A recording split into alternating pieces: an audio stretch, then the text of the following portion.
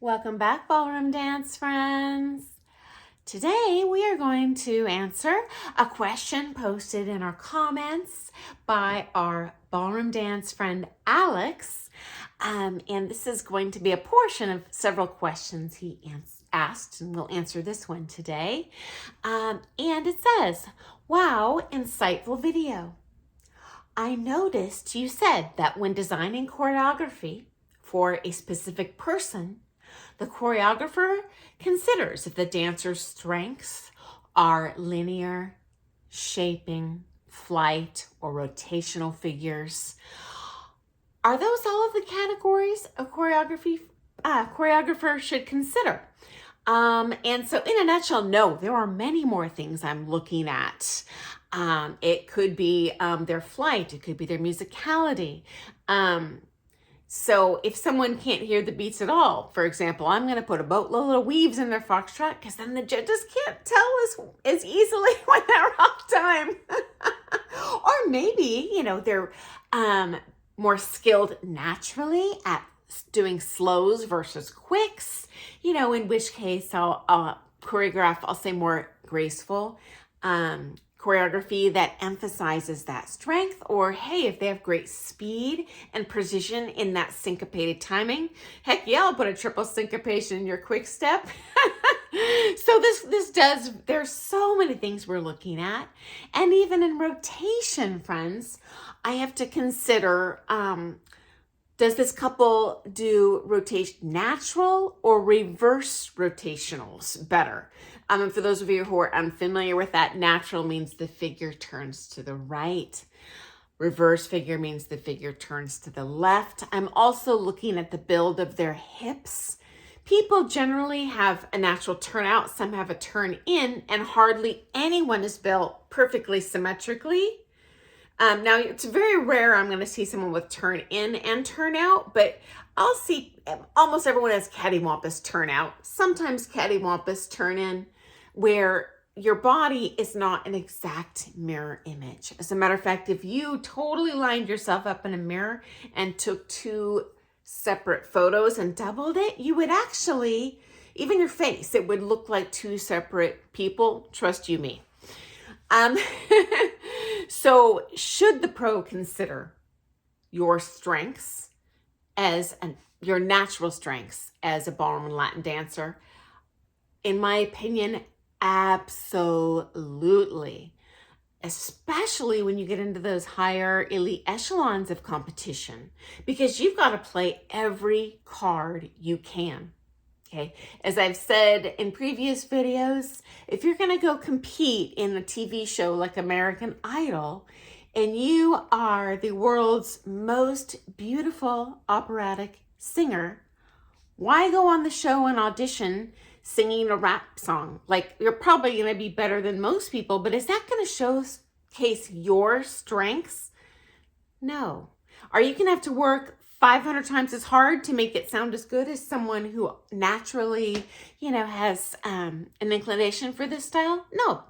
You don't. Who wants to put in 20 times the work? You want to put in 20 times the work in the areas that you are naturally gifted in. That's going to yield results in competition or even on the social floor. Okay, guys? Okay, now, please don't hate on me, pros, but you guys know I always spell it out honestly for you here. I have seen many pros give a bronze routine to all their bronze students, a silver routine to all their silver students, a gold routine to all their gold students, completely regardless of that student's strengths. In my opinion, this is lazy. Now the reality is, shout out to your pro if they are giving you custom choreography, friends, because that does take them substantially more time, and it's harder work for every pro I know, rather than just doing the same thing in every lesson. Okay, it takes exponential better training, higher skill. If someone say maybe they're really skilled at doing some sort of type of choreography that I don't have as much experience in, but they have a natural aptitude for it, I need to do my due diligence as the pro, and just, if anything, just check out a couple recent, comp videos, from world championships on YouTube and see, okay, what's the current trend and how that figure is being done, to make sure that my couple or dancer or student is on the cutting edge as well, okay? Because the dancing does evolve with time, guys. If you look at a video from 10 years ago, it looks different than 20 years ago, looks different from 30 years ago, looks crazy different if you're talking like 60 years ago. So like any other sport, it evolves, okay? And we want to evolve with it.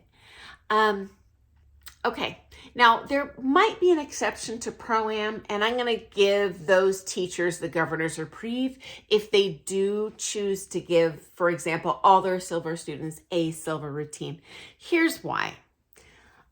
Pros are like anyone else, and sometimes they have difficulty remembering choreography.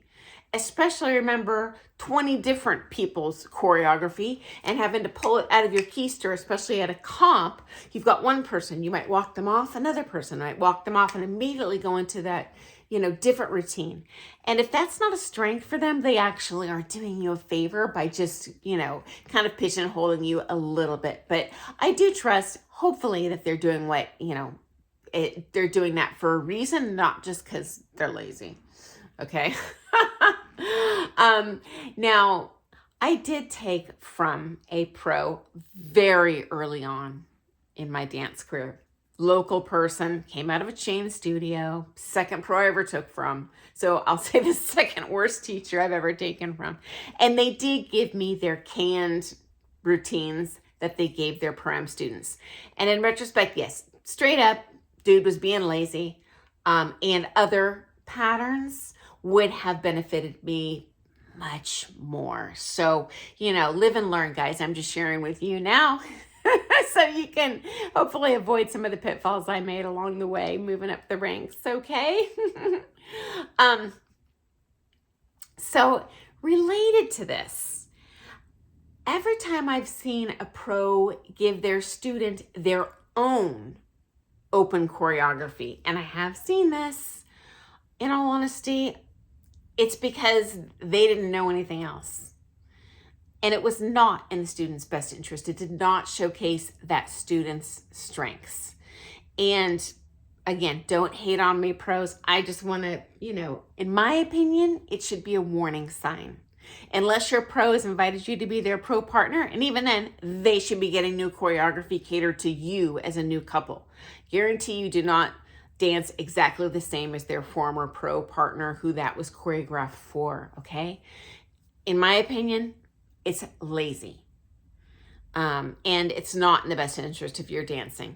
Unfortunately, many towns only have one pro capable of teaching open, in which case, it might be worth the investment to suggest to them to fly out of town or fly in a visiting coach and have that other person choreograph for you. Because not all pros like doing choreography. Not all pros are good at it. Not all pros want to do it. So I imagine they would be open to that. I'd be surprised if they weren't. They might, I imagine they're probably going to charge you for their time as well as the visiting coach. But in my opinion, it's well worth the investment if that's in your budget, friends. Okay. Now, occasionally I do have couples or even pros that come to me and they really are wedded on doing some crazy figure. They saw someone doing a comp or they spotted it up on YouTube. And in my opinion, it's not going to look very good on them. And even if you think it will, I guarantee it's not going to look exactly like you think it will. It's not going to look like that couple. That person isn't you. That couple isn't you. If your pro does say, hey, I'll give it to you, but might not be in your best interest, hey, learn it if you want, maybe incorporate it in a show. But I do think it's good to follow their advice. They are probably more in tune with your strengths and weaknesses than you yourself are. So, oh my gosh, guys, once again, I am pushing that 10-minute mark. I have a lot more interesting info to share on this topic. So I'm going to follow up with another video. I might not do that tomorrow. I do find you guys seem to watch more when I spread out the series a little bit rather than video 1, video 2, video 3, day after day. I think maybe you guys get a little bored of what I'm talking about. So I promise you I'm going to follow up. I have a lot more helpful info to share on this topic. Thank you so much for joining me today. Thank you so much for your question, Alex. I cannot even tell you how much I appreciate when you comment and ask something. It makes my job so much easier, guys.